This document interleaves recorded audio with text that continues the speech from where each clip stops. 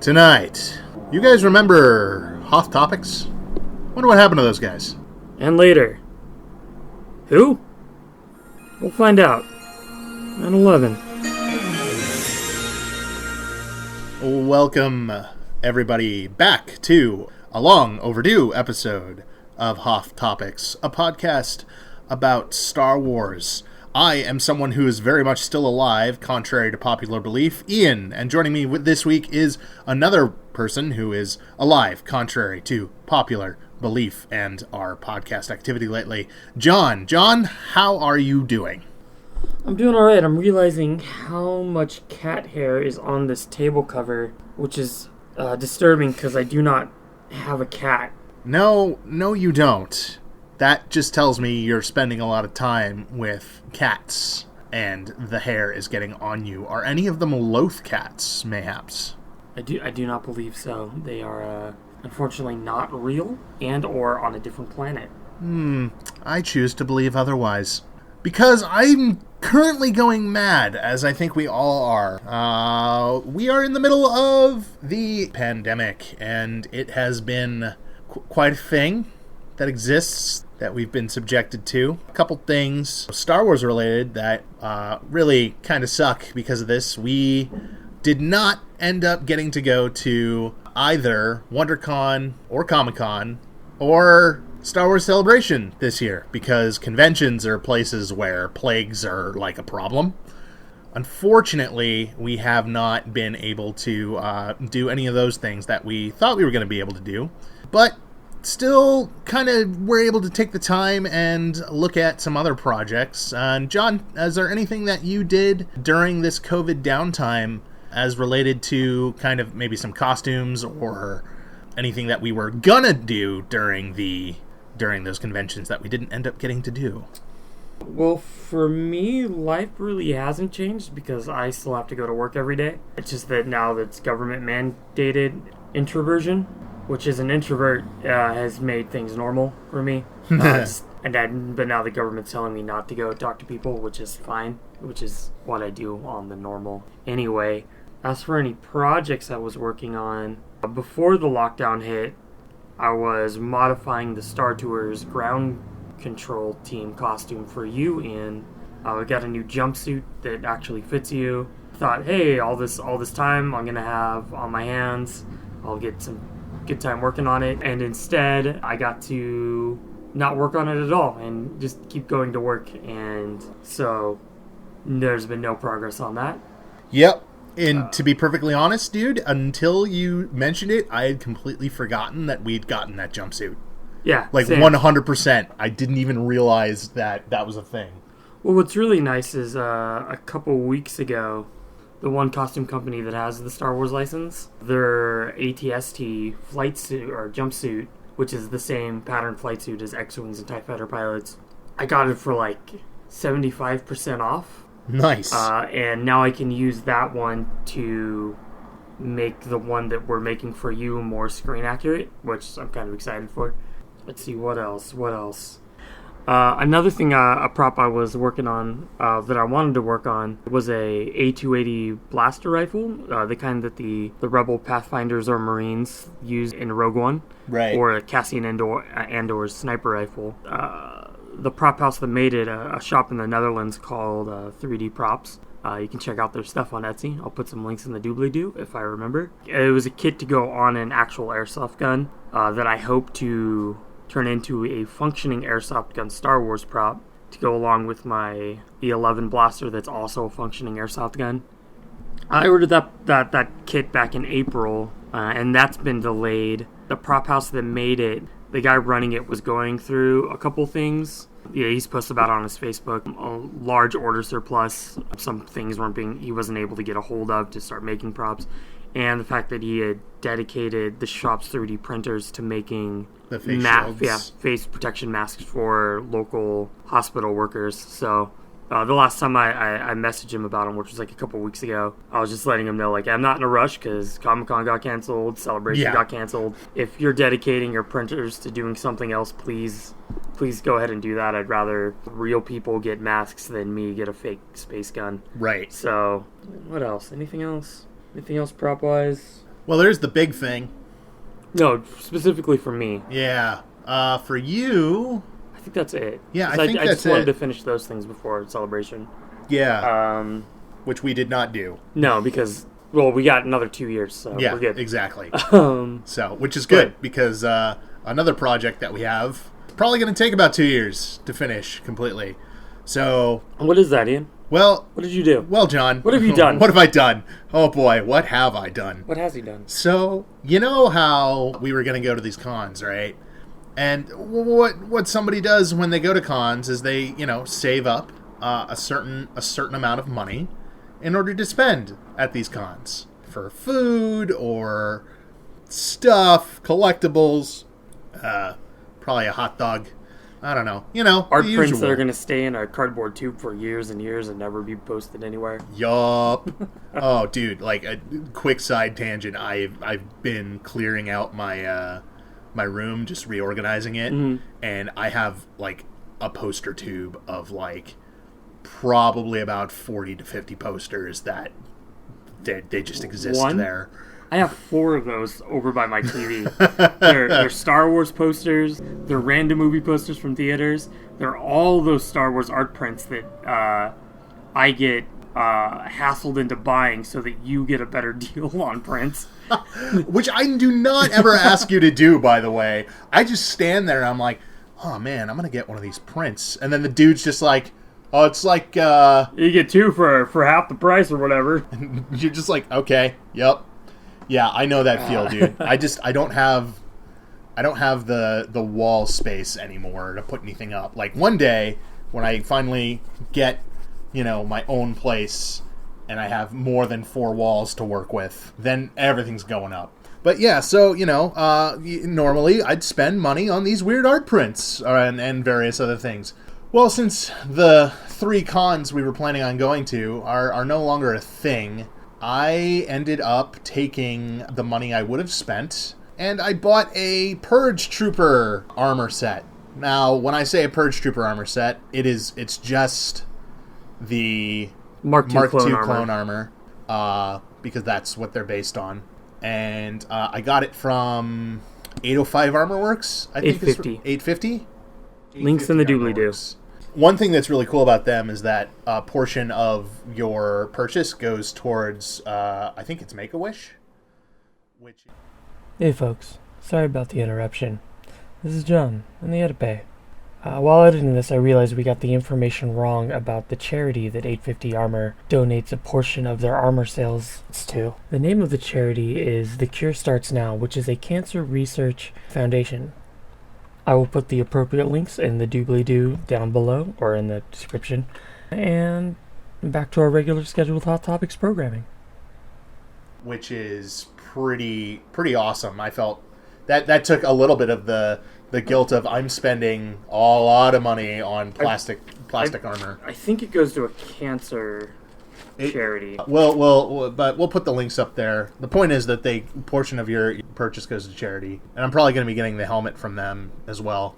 So I received a giant box full of vacuum formed plastic armor pieces, to the point where we were like, I don't understand how all of this fit in this box. But I did, I got them all uncut and everything, so I'm going to have to cut all those pieces and basically just sit on the floor like a helpless child and be like, John, please help me figure out what this is and how to. Please help. So that's going to be one hell of a project. In a perfect world, I'd like to get at least something wearable done by Halloween, so maybe I can go out and do something fun for my neighborhood. Just be like, there's a stormtrooper walking around. Attack kids dressed as Jedi, because Purge Trooper. Right. Purge the children. Yep. Purge them all. That'd be pretty cool.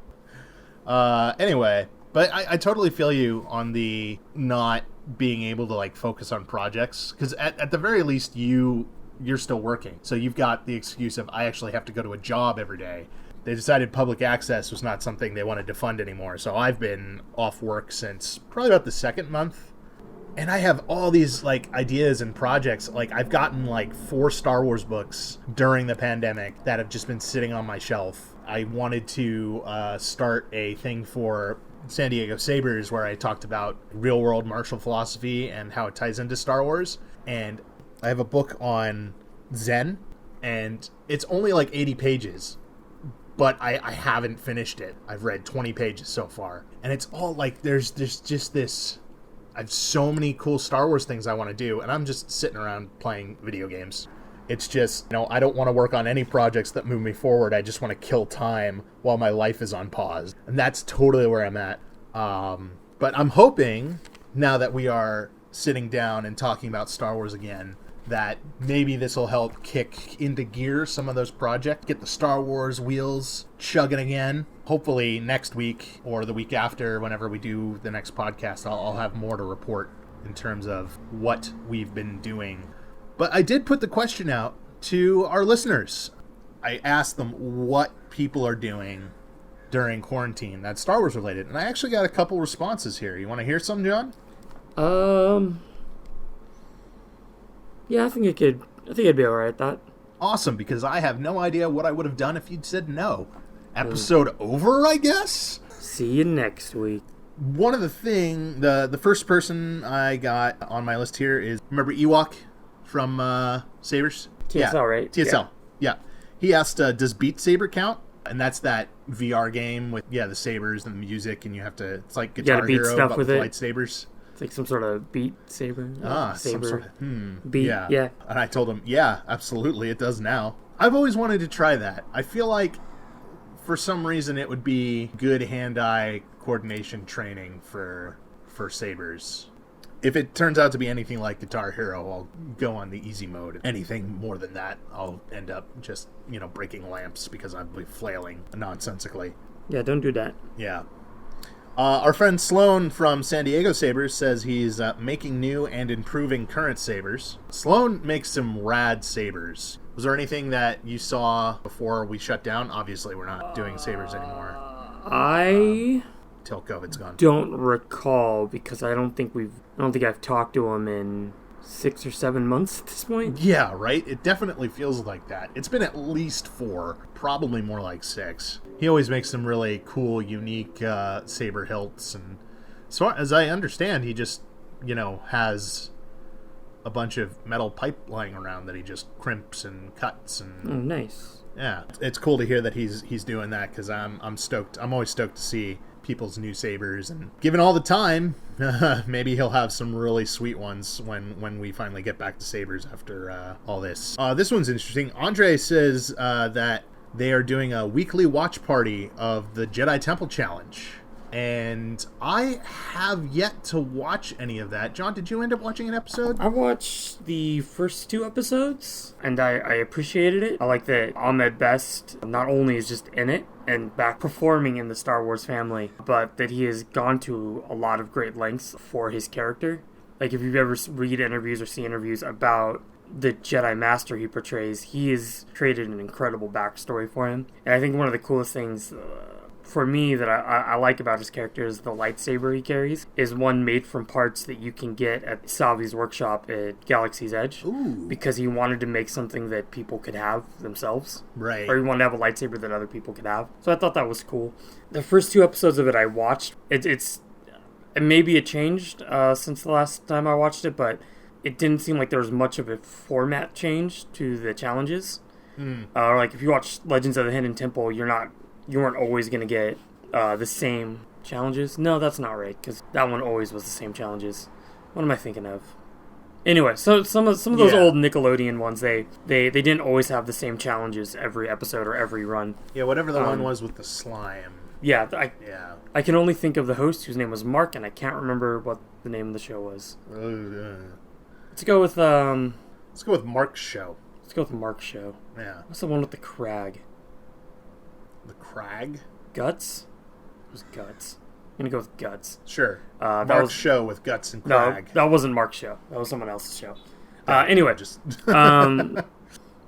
so I kind of got bored after it a little bit, but I could see somebody who's a little bit younger than me by a lot could get a lot more joy out of it than I could. Sure. They do a lot of like camera tricks and stuff to make it look like the Force is real and stuff, so I thought that was cool. Nice. To be perfectly honest, you're selling me on the concept. No, it's like, a really fun show. It's just I think they just need to add a few more challenges into it. Sure. Yeah, I enjoyed it. I'll probably end up watching that, if nothing else, just to see Ahmed Best's Jedi character and get some of the lore background for him, because I am all about dat lore. So yeah, that's but that's cool that they're Andre's taking the advantage of the time we have now to kind of go through a new series. That's pretty awesome. Demi says, all the Star Wars movies have the wrong titles video has probably been the most entertaining Star Wars thing I've seen in a while. And I agree. You sent that over to me, I think, a couple days ago. Well, our friend Anna in Texas sent it to the Hot Topics account. Oh, okay. And then I sent that over in our Discord thing. Right.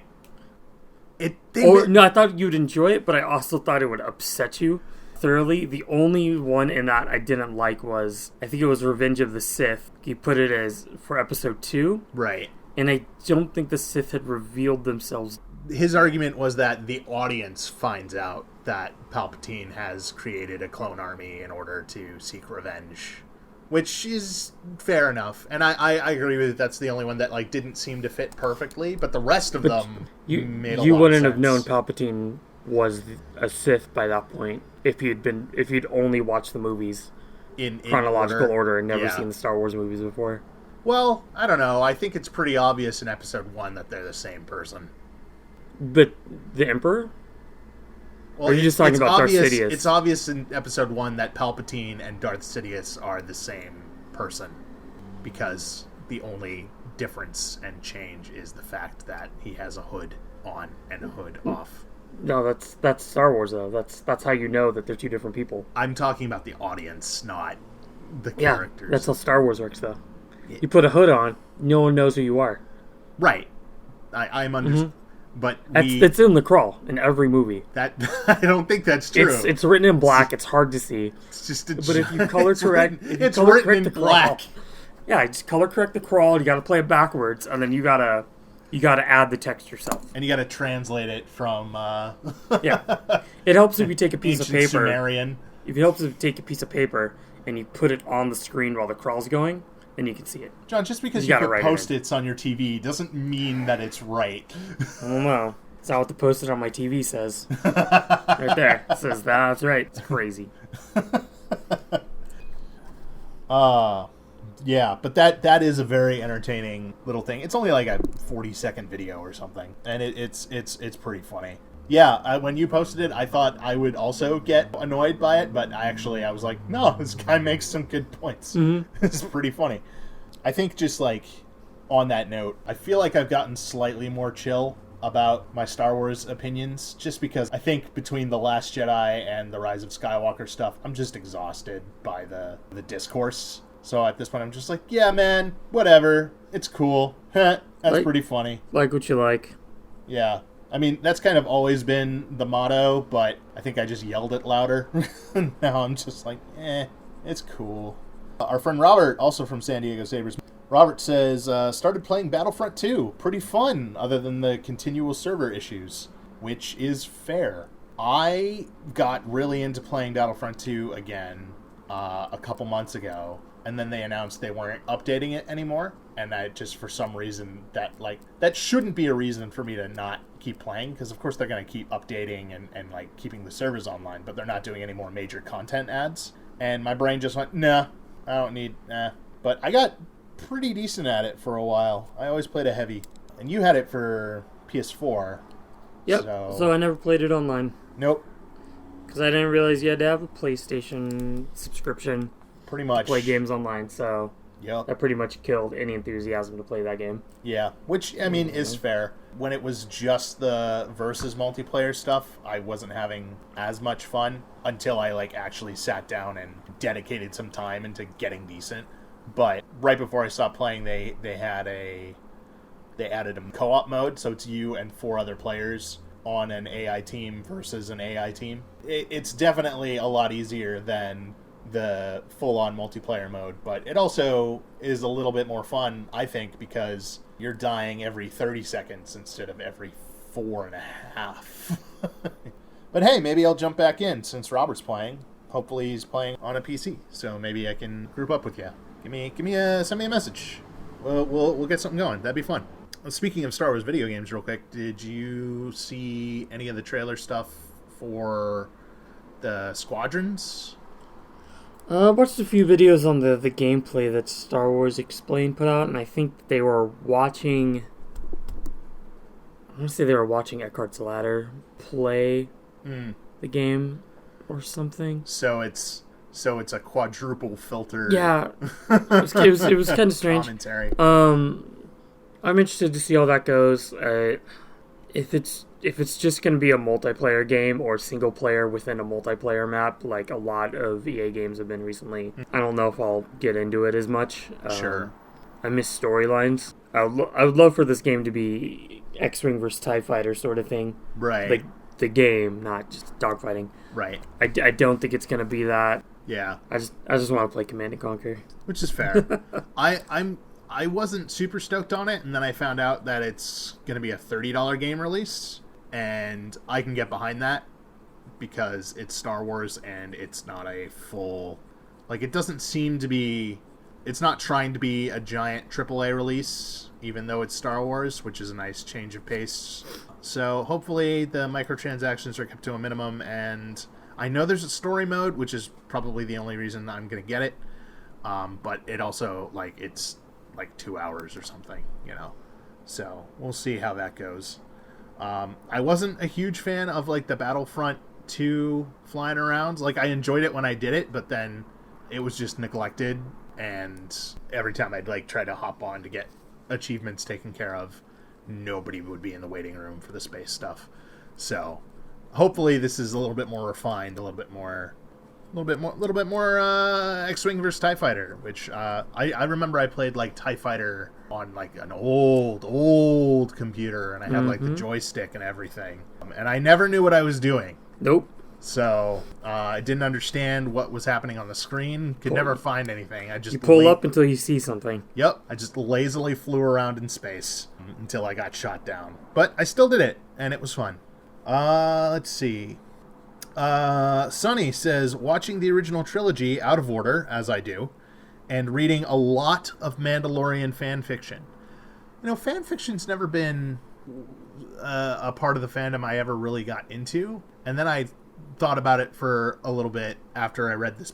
You know, anytime we play a Star Wars themed role-playing game like D&D or anything, it's basically just me making fan fiction for your guys' fan-made characters, which I can totally get behind. Apparently there is enough Mandalorian fan fiction for there to be a lot to read, and you know, that's just it's never a realm I crossed into. What about you, John? I was actually thinking about this the other day. On the Hot Topics feeds, there are a lot of people posting, like, Reylo fan fictions and stuff like that. Mm-hmm. And I had the exact same thought as, like, fan fictions are just not something that I get into.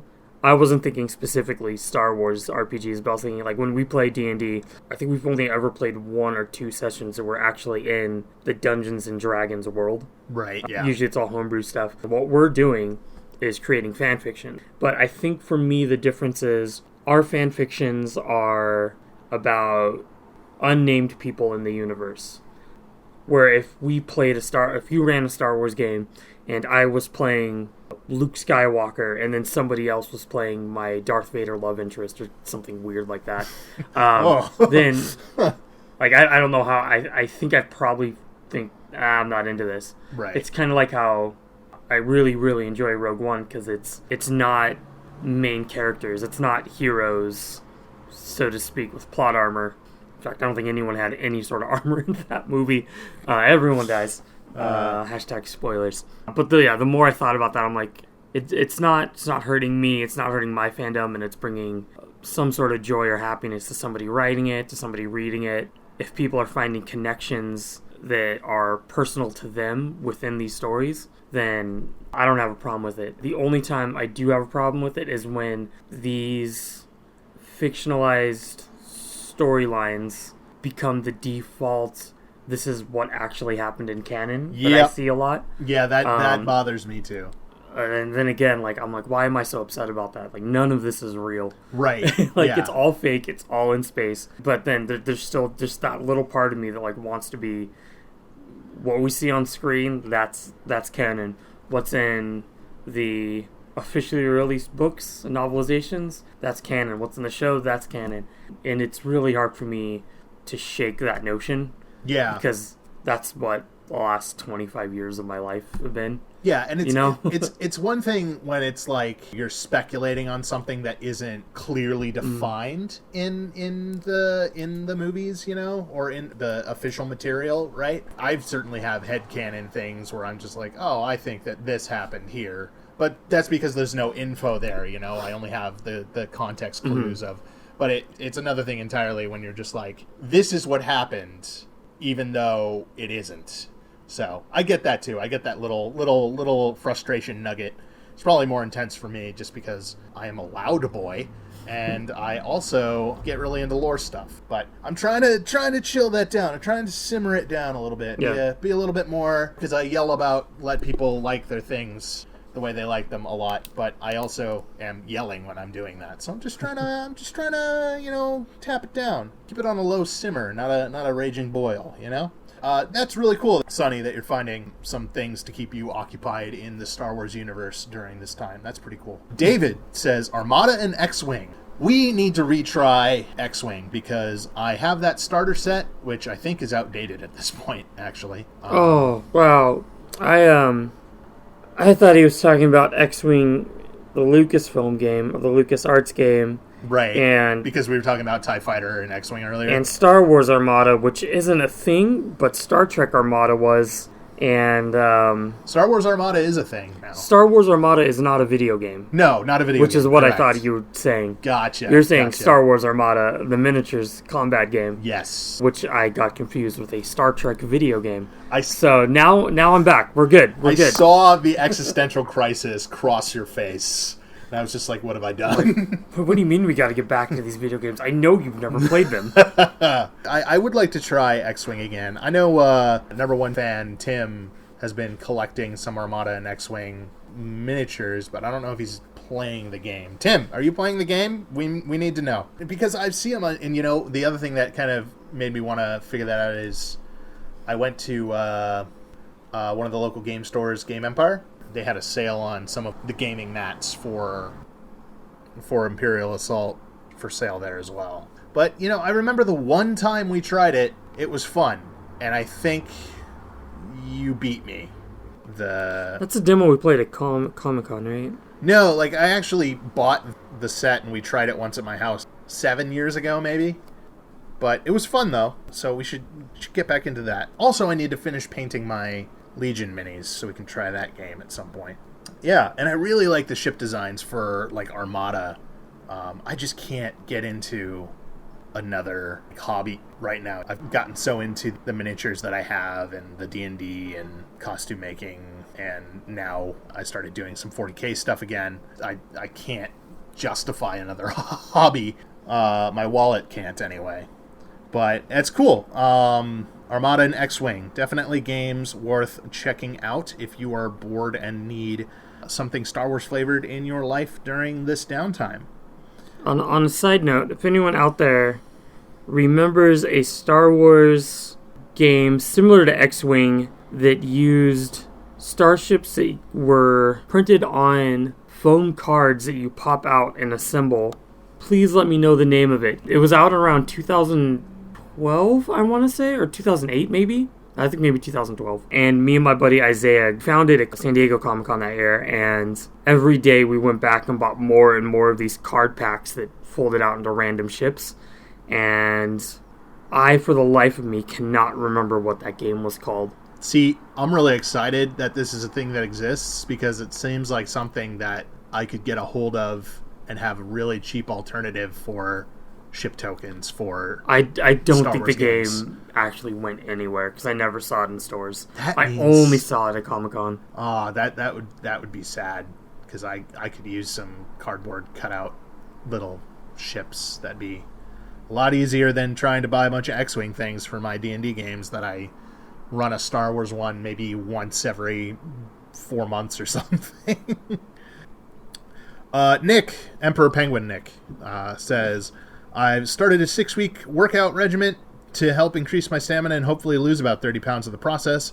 Obviously, being more physically fit will also help me become a better at sabers.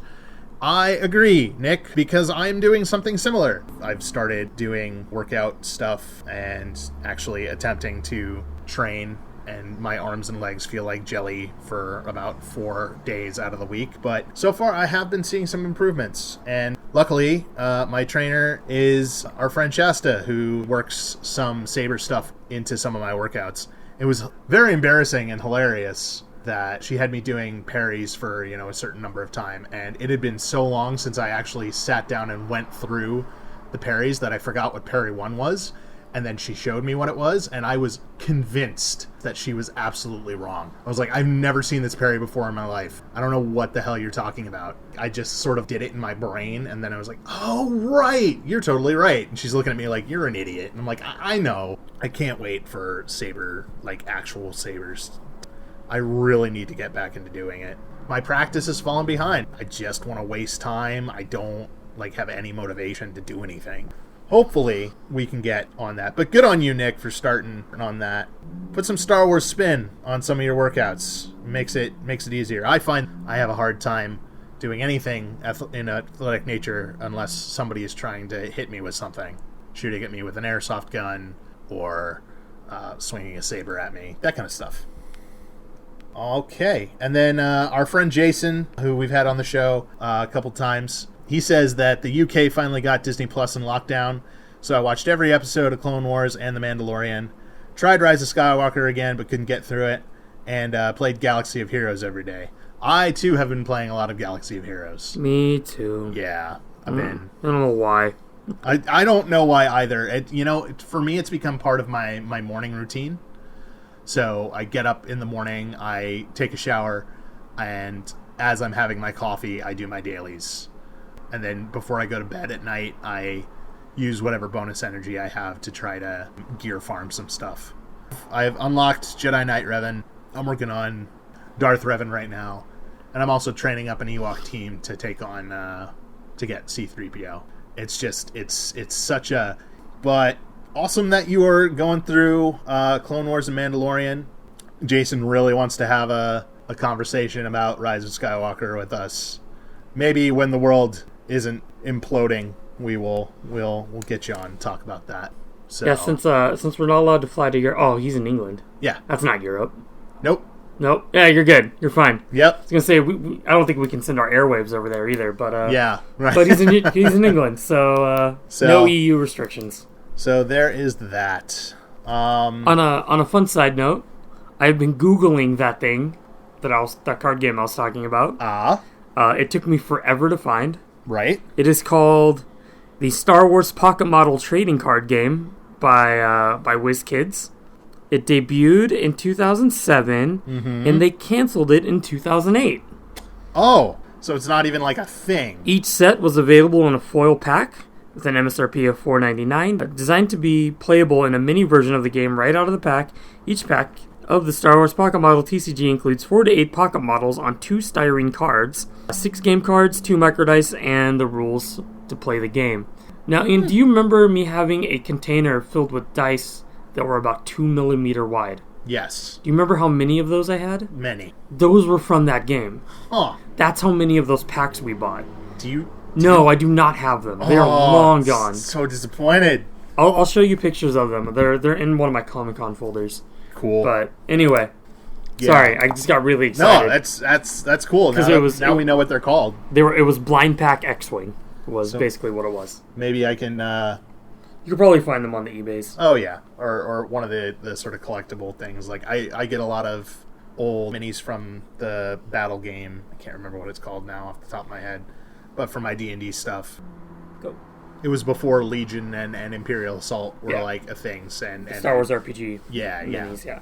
Maybe the site that I get those off of will have some old packs of that. That'd be cool. A lot of people have been up to a lot of Star Wars stuff during the lockdown, shutdown, quarantine. That's awesome that we've been able to still enjoy some of our Star Wars love and hobbies during this time. So there's one more thing I want to talk about today, John. What's that, Ian? And unfortunately... I hope it's good news. Oh, it's not, though. Actor Wilford Brimley unfortunately passed away, and I thought we could take this time to talk about his beloved Star Wars character, Noah Briqualin.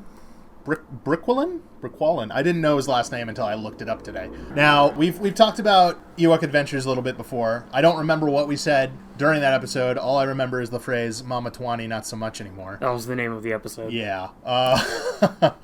And, yeah, so we watched those movies, and Wilford Brimley played this guy, Noah. And I learned an interesting factoid today. First of all, I learned his last name, which I didn't know. Brimley? No, the character's last name. Briqualin. B-R-I-Q-A-L-A. Words, letters. It doesn't matter. And another thing I learned is that apparently he crashed on Endor well before the, Battle for Yavin? Or after. Well, according to what I was reading on Wikipedia, he crashed there before the Battle of Yavin. So he was there during the Empire takeover of... Oh, they finally canonized when those movies take place? None of this is canon, I think. This is all because legend stuff. Some sources said that the movie takes place hundreds of years after the original trilogy. Well, I think the stuff that I'm leaning from comes from the fact that they kind of developed a little bit more of... Sindel's in Aftermath, right? I don't know if she's in Aftermath, but she's a reporter. Well, so I was looking this up today, and that was actually pre-New Canon. She was in some stuff, and I think it's all based on sort of little bits of information we got from those books from Sindel. But she became a war correspondent and did a whole expose on the faces of the Clone Wars, and had leaked an important story during the Black Fleet crisis and all this stuff. Apparently, Wilford Brimley's character Noah retired to the Mint Rim at some point. So he was apparently just hermited on Endor, not that far away from the Ewok Tree Village, during the entire Empire destruction. They had other stuff to deal with. They had Goraxes and Dathomir witches and some alien dude. I found this little bit of information that was pretty interesting. In 2010, Noah was ranked number 95 on the American entertainment website IGN's list of top 100 Star Wars characters, due to the fact that he was played by, quote, legendary actor and oatmeal pitchman, end quote, Wilford Brimley, that he helped introduce spectacles to the galaxy far, far away, and by spectacles I believe they mean glasses. Space glasses, yeah. That he protected an orphan little girl, and that he attacked a sword-wielding King Tarek armed only with a walking stick. And you know what? When you put it like that, he deserves to be on that list. Right up there with Jax, the giant green rabbit. Oh, Jax the giant green rabbit. I bet you we're going to see Jax in movies. Jax is going to be the Mandalorian. Yeah, he's going to be... He's either him or somebody of his species is going to be in, Mandalorian or, the new Lando series they're talking about doing. Oh, he better be Lando's co-pilot. Oh, that would be amazing. I would be so happy. That would be fantastic. Let's just keep some the silliness going in some of those. Oh yeah, solo offshoot ones. We need just a dash. Get Taika Waititi to direct it. He'll make it make sense. Yep. Let's give it the Thor Ragnarok treatment.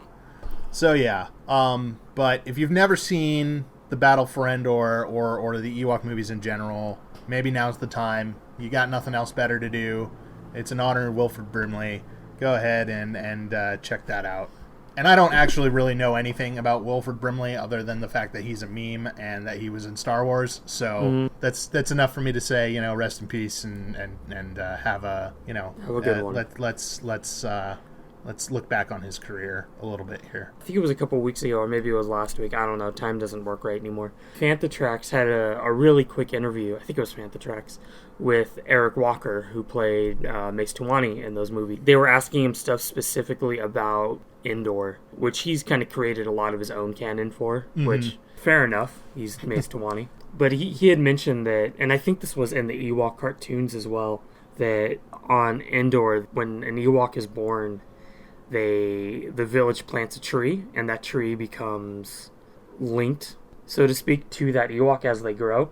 And when they pass, their spirit passes into the tree. And then the Ewoks believe that that's the spirits in those trees are what give their shamans their power. Okay. Because Ewoks can do magic, in the Right. cartoon at least. And Eric believed that Mace and his parents both ended up in one of those trees after they were killed at the beginning of Battle for Endor. So I would like to believe that Noah's spirit, wherever it was, ended up back on Endor in a tree to help protect the Bright Tree Village. Maybe in that tree that he hollowed out and made into a home. Put a ship on top of it. Yeah. There's a lot of room in that tree.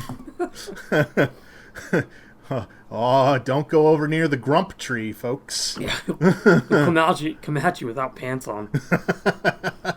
Dressed as an old-timey prospector with a stick that can deflect swords. As per usual. Yeah. As per Star Wars. As per Star Wars. All right. Well, anything else you want to talk about before we close up, John?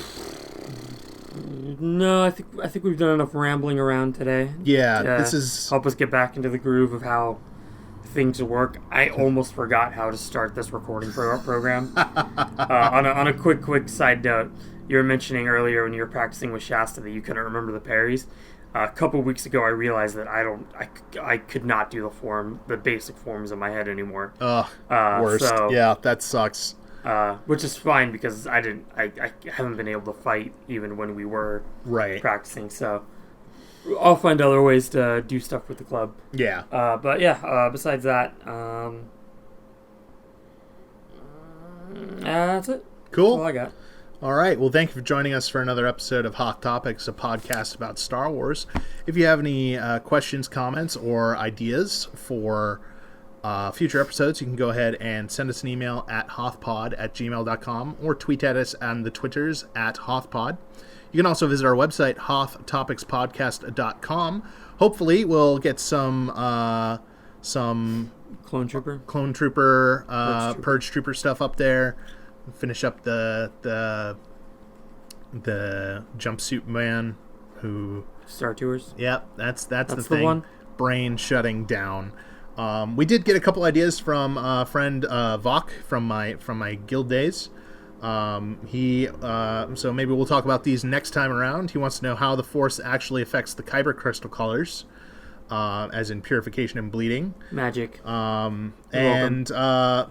Talking about the propaganda of the Empire and the First Order versus Rebellion or Republic, and how propaganda plays a part in Star Wars. And boy, do I have... Also magic, weirdly. Yeah. Boy, do I have a cool book for you. And maybe I'll page through that and come up with some cool stuff, and we'll talk about those things next time. It's not. Oh. It's literally Star Wars propaganda. Oh, that's unfortunate. And as for the Kyber crystal thing, I would answer that question now, but I want to make sure I'm right before I start in, because this is definitely one of those topics that makes me go, why did we change it? So, all right. Well, thank you very much, everybody. I've been Ian. I've got to remember how to transfer this to my desktop computer. That's going to be a fun time. That was John. We will see you next time. Whew. Don't forget to hit like, smash that subscribe. Bienvenue, Hot Topics. It's your boy.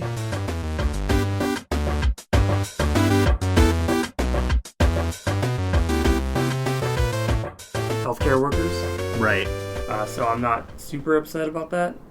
And I'm going to restart that whole thing.